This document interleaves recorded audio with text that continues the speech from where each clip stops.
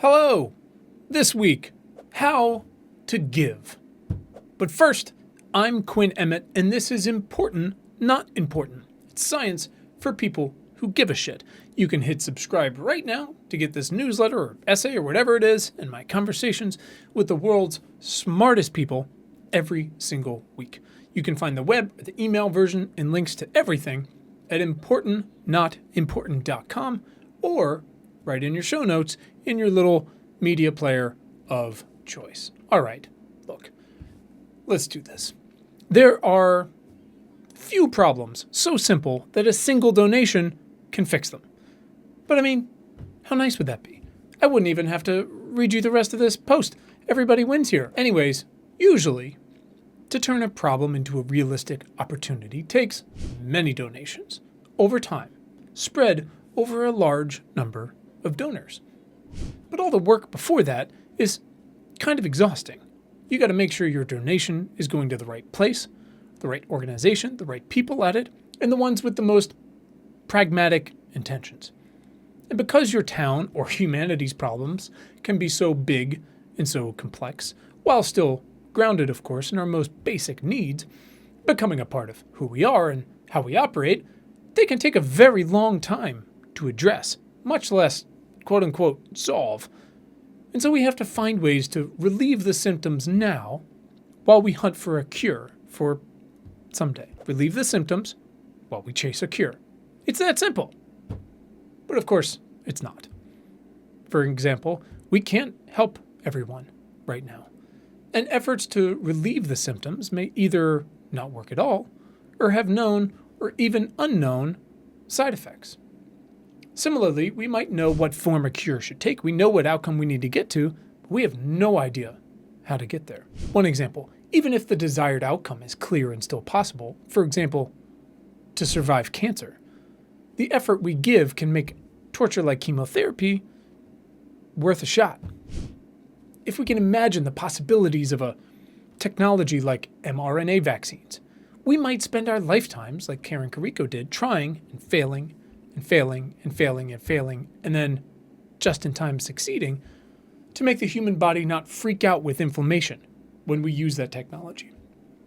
And if, like Dr. Ruth Gutzman, you had a half century of intimate knowledge of not only the why and how of an invaluable institution, but also access to the means to address its most specific issue, one that may help unfuck a very timely societal bottleneck, you may decide having all of the info you can possibly have and means that almost no one else has, to put your thumb on the scale. I'm here to tell you that while, unlike Ruth, your single donation will almost certainly not make tuition free at an entire medical school, get your favorite candidate elected, or keep a place like Mexico City from running out of water, or reduce or eliminate childhood diabetes, it will combine with many others, coming at the problem from many different approaches at every level of support, over however long it takes to at least put a dent in the fucking thing. That's why we're here today, to understand how to give. And look, giving money is far, far, far, far from the only way to give. We can and should and must also give our time and our bodies and our skills. And look, don't at me here. I've written a gazillion words on it and recorded like 200 hours of conversations about it.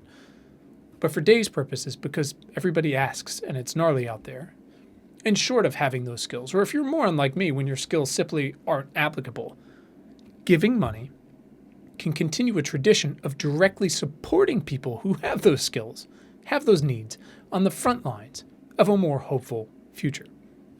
Now, you may have heard it called earn to give or something similar. And whatever you call it, giving will make you feel good. It will do good. It will cost you some money up front, and if you qualify, it'll also save you money on your taxes later. It'll help you see the world differently, to further illustrate our inequalities and how incredible the helpers can be. We'll come back to that. Giving can make you angry and thankful. Giving, done consistently, will become a part of who you are. You will become a helper, even if again, like me, you have very few practical skills. And that's because billions have done it before you and with fewer resources. But combined, that is what I call compound action. And it's how to give. So, where should you give? Well, ask yourself this. What do you actually give a shit about? And why? Quick story. New visitors to our website read the bold print and either 1, run away, or 2, immediately identify with science for people who give a shit. And usually for some specific personal reason. They're a teacher or a student, a principal, a founder, a funder, a farmer. They lost their home to wildfires or a flood, and they do or don't have insurance, or they lost a cousin or any number of patients to COVID. These people see the big bold letters, science for people who give a shit, and they say, fuck yeah, that is me. These are my people. And when they, or you, sign up, you should definitely sign up, you get a welcome email, and in it I ask one simple question. Why are you here? And the responses I receive are so widely varied, so selfless usually, and so moving that even on my hardest days, I cannot imagine quitting this job. And about the selfless thing, to be frank, I have engaged with many people who have or manage a shit ton of money and have been told, in no uncertain terms, to give some percentage of it away, and I am thankful for them, at least calling me, to be clear, because maybe I help them not, throw it away. Their dollars count, too. So look, for whatever reason, you're listening to this, you're there, you give a shit. And you're here to find out what you can do, at least with your hard-earned cash. I want to be crystal clear, though, before we go forward.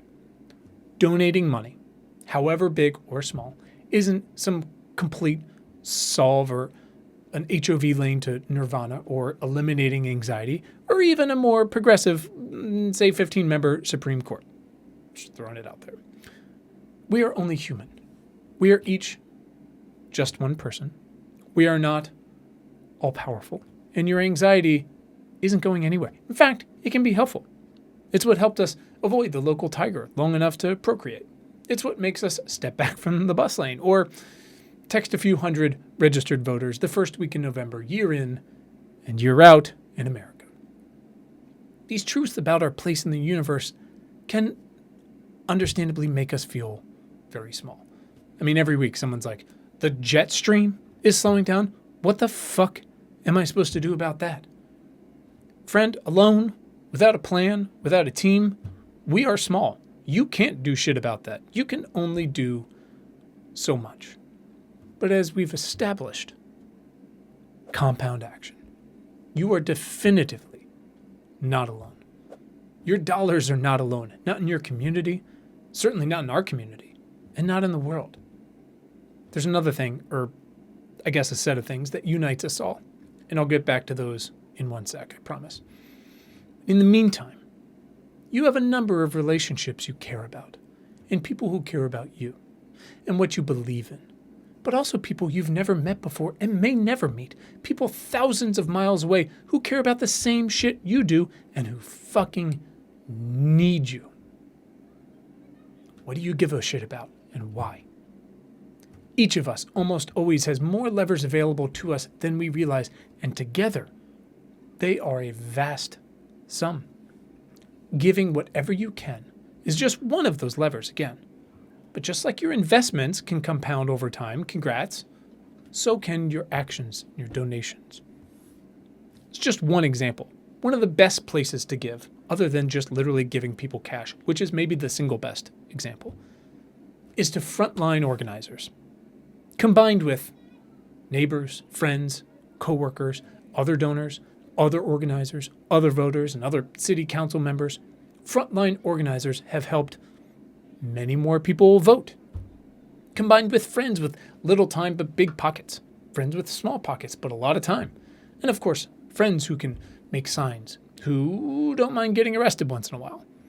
Fans of our TV shows and movies like Will and Grace, frontline organizers have made gay marriage legal.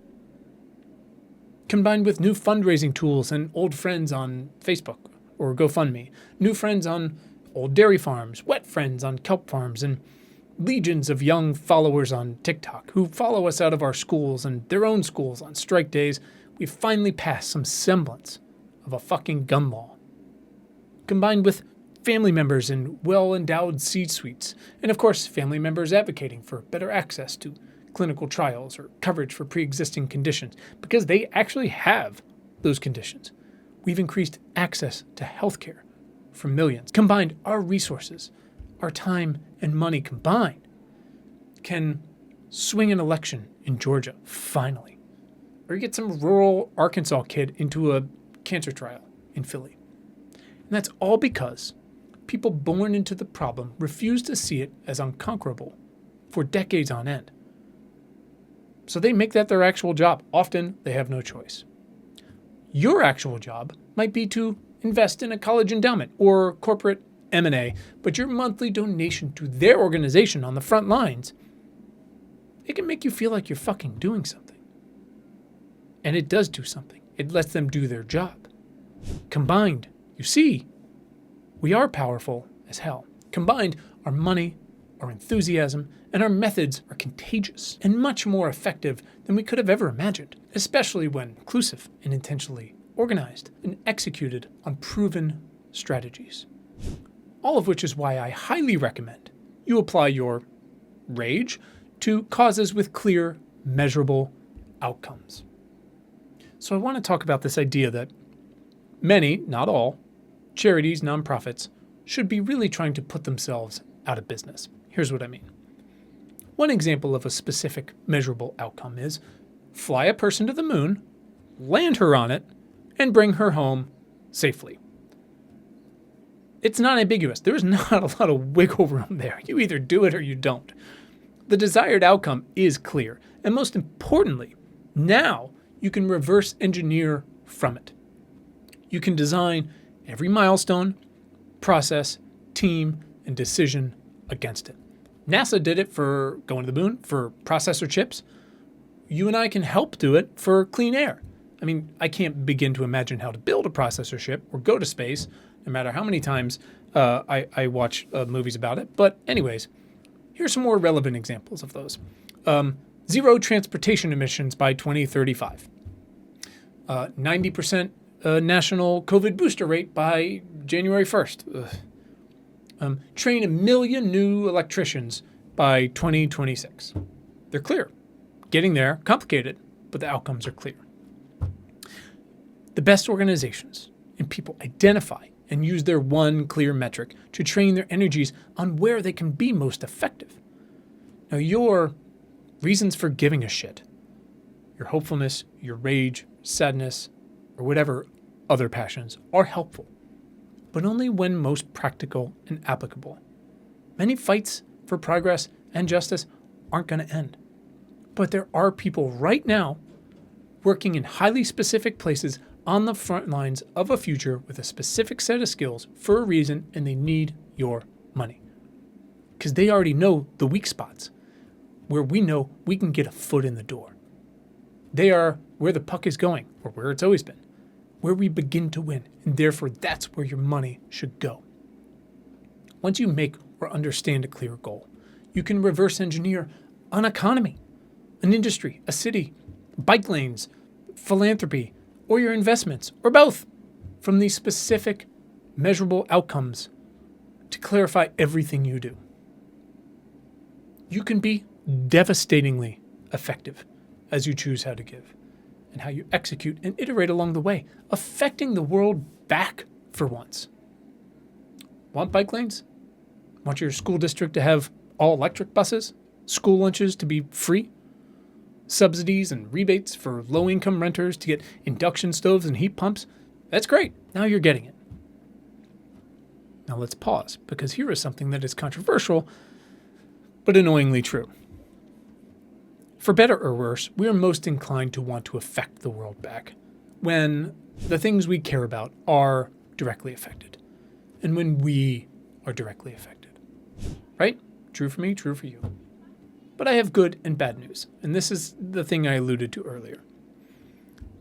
However privileged any of us may be, and in my case, extremely, we all need the exact same shit. Straight up no optional things here, but cannot survive without, basically in order, air, water, food, and then shelter, power, healthcare, and education. And preferably the cleanest, most affordable, and accessible versions of these.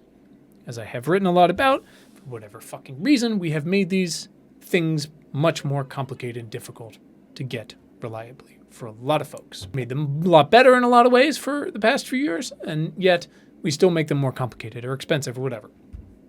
Better news though, it is extremely easy and extremely important to identify with a local problem around one of these. Put some resources into it so you can see your impact every single day.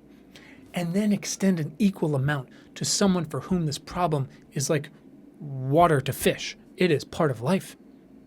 Because in this vast, overconnected world, we are actually, objectively, most effective when we are unexpectedly aggrieved, bearing witness to moral injustices that we could never dream of personally experiencing, or in fact, may have intimately experienced ourselves.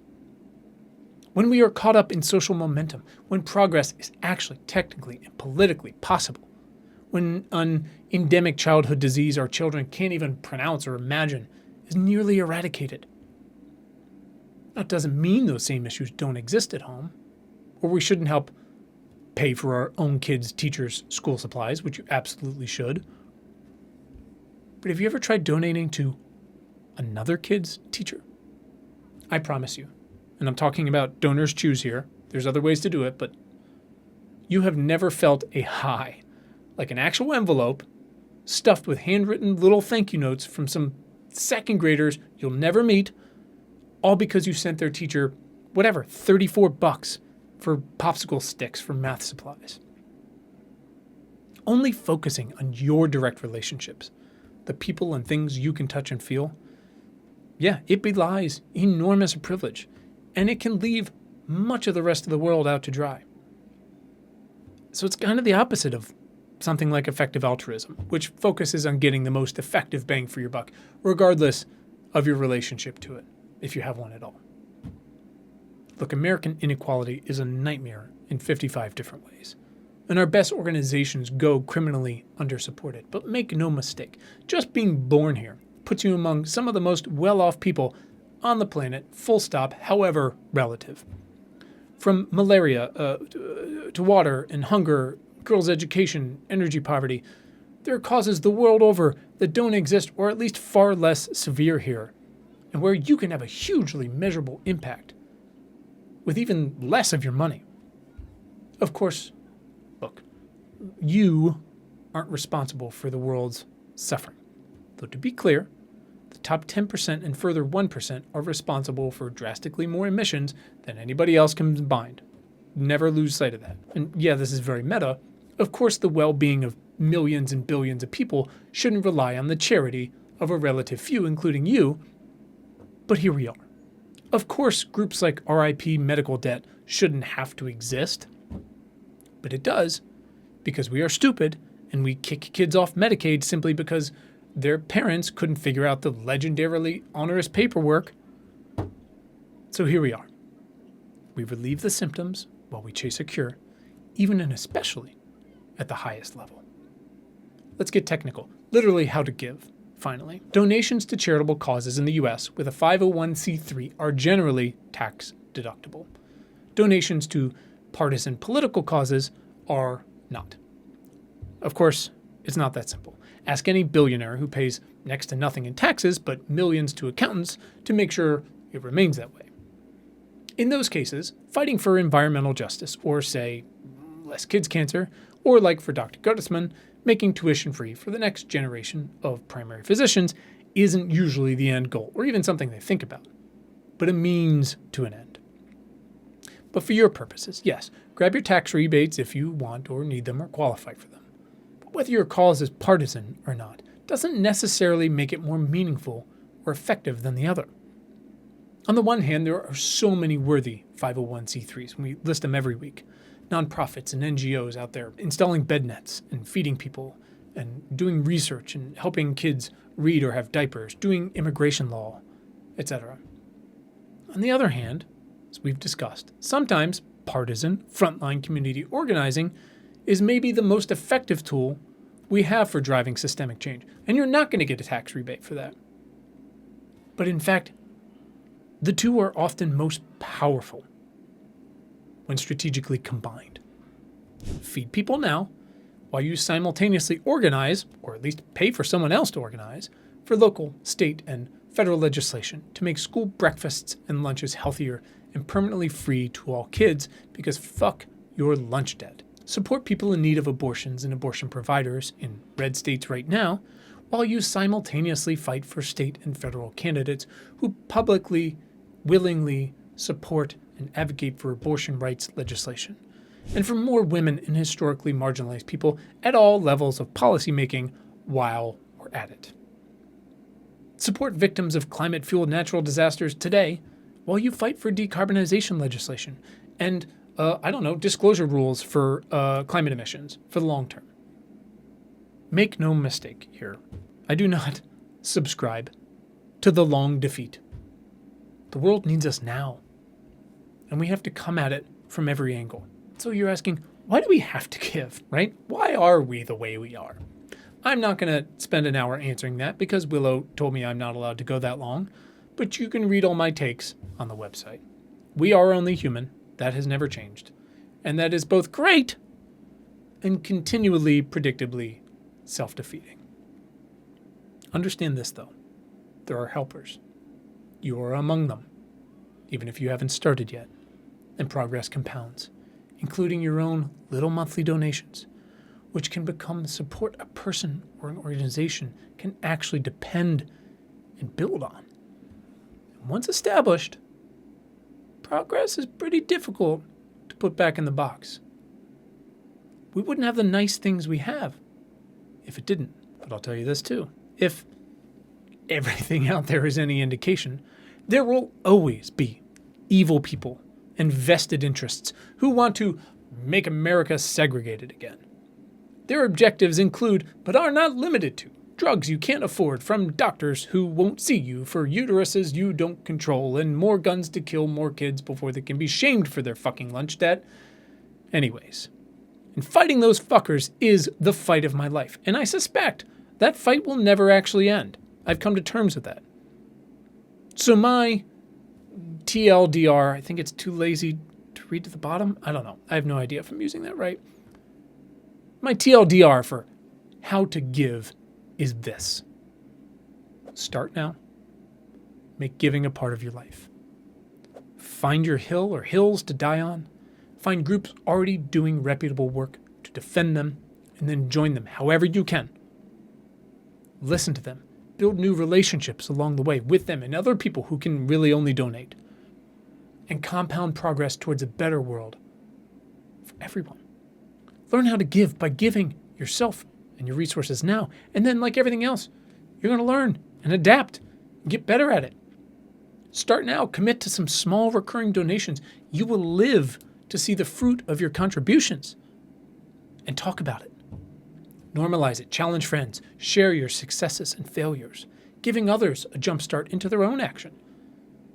Whether you work with a financial advisor or not, or use budgeting software, or your own spreadsheet or calendar, or I don't know, fucking sticky notes, take a look at the levers available to you.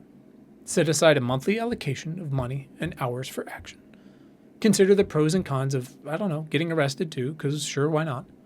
And then build your own action portfolio from among the causes you want to change for the better, and consider going outside your own circle. Look, no one else showing up at public utility meetings? Great. Now you're that weird lady who can't stop piping up about native plants and bees and solar panels on affordable housing. Embrace it. Put it on social media. Build a rabid following. I don't know how to do that, clearly. Want to put your new monthly donations on a credit card to get more points? Great. Fuck it. Max it out. Want to use a donor-advised fund? Well, their track record keeps getting worse. So just make sure you actually donate the money. Okay? Remember, the tax benefits are great, but that is not the actual point for you. The truth is this. I don't really give a shit how you do it, though I'm happy to help. Send me an email, and I'm happy to help. I really don't give a shit how you do it, as long as you actually take the time to identify what you give a shit about and maybe why, and who's already doing the best work is best positioned to move the needle for the most people, or animals, or land, or whatever, and then get started supporting them. Become someone they can depend on. Remember, people have always been here fighting because they have to fight. And we might be alone in this quickly expanding universe. I do not know, but you certainly are not. And to paraphrase what 60 of my favorite climate women said a couple years back in their wonderful book, all we can save is each other and the world we are so lucky to inhabit. To make it safe and accommodating for each and all of us until the heat death of the universe do us part. That's it for this week. Got feedback, questions, opinions? Can I help? Email me at questions@importantnotimportant.com and share this with someone. Hit subscribe to get next week's essay straight to your feed and our conversations as well. And of course, anything you need, go to importantnotimportant.com. Thank you for listening, and thanks for giving a shit.